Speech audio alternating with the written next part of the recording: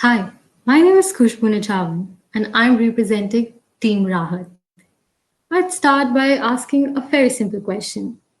Have you ever visited shops and then left disappointed because you had to wait in long lines, or the shop was too crowded, or even being the first person to arrive, you were served late? The answer is yes, a lot of times. A long, frustrating task of repeating what you want again and again just to be heard.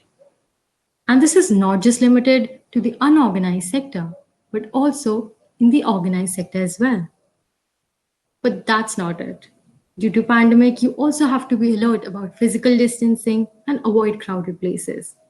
So all in all, a question arises, how to bring order to this chaos? And the answer is quite simple. Rahat. Rahat brings you the real relief. It is simple and user friendly.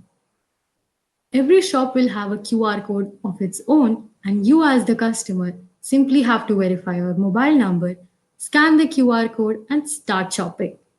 You can add items to your cart either by typing or by clicking the picture of the product. Now just submit and proceed. You will be assigned a token number, and upon being called according to it, you can just go simply pick it up.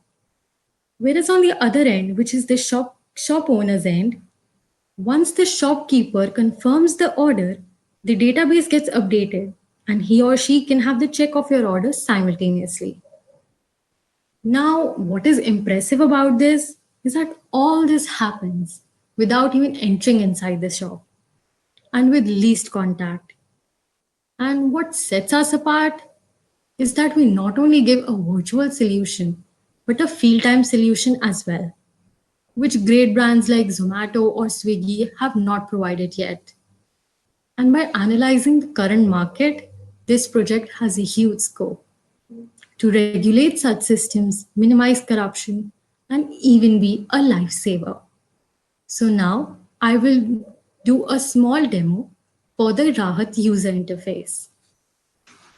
This is Rahat's user interface. On the top corner, we see three buttons.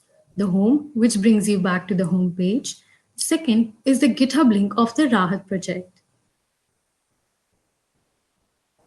As you can see on your screen.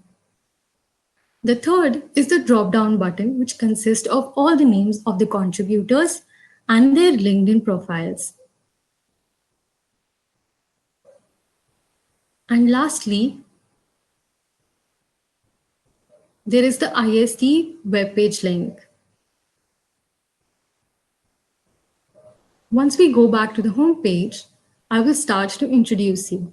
Since the shopkeeper and the customer is new to this system, so the shop owner will start by signing up to create his own database from which the customers can buy this stuff.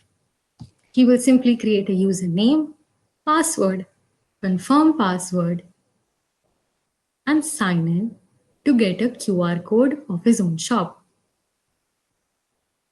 After we get started, we get two options. The shopkeeper sees either to view their pending orders or update their stocks. Since he is new, we will start by updating the stocks. When we start to update the list, we see three categories: item name, quantity, and the next stock date.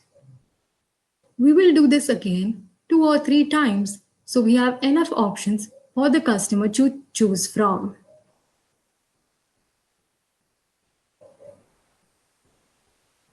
We will repeat this one last time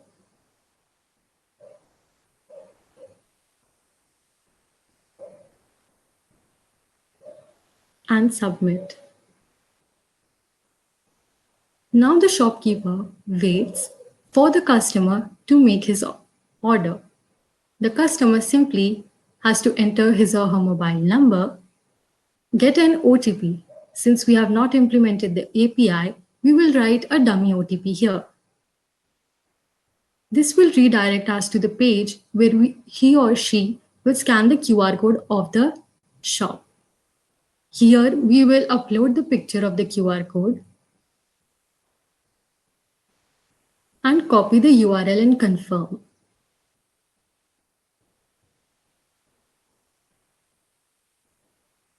and simply start shopping. Here we have two options, either to search by text or by image. For say, here we search by image. The user or the customer will simply choose the file of the product they want. For say, here we have Yippee and submit it. Now he or she can add by typing the name in the list and its quantity.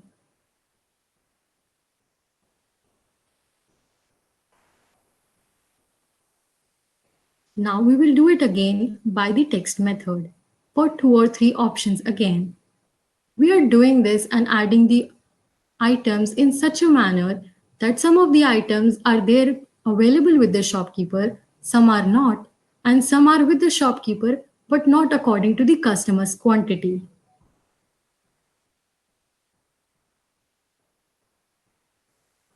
After we check me out and submit,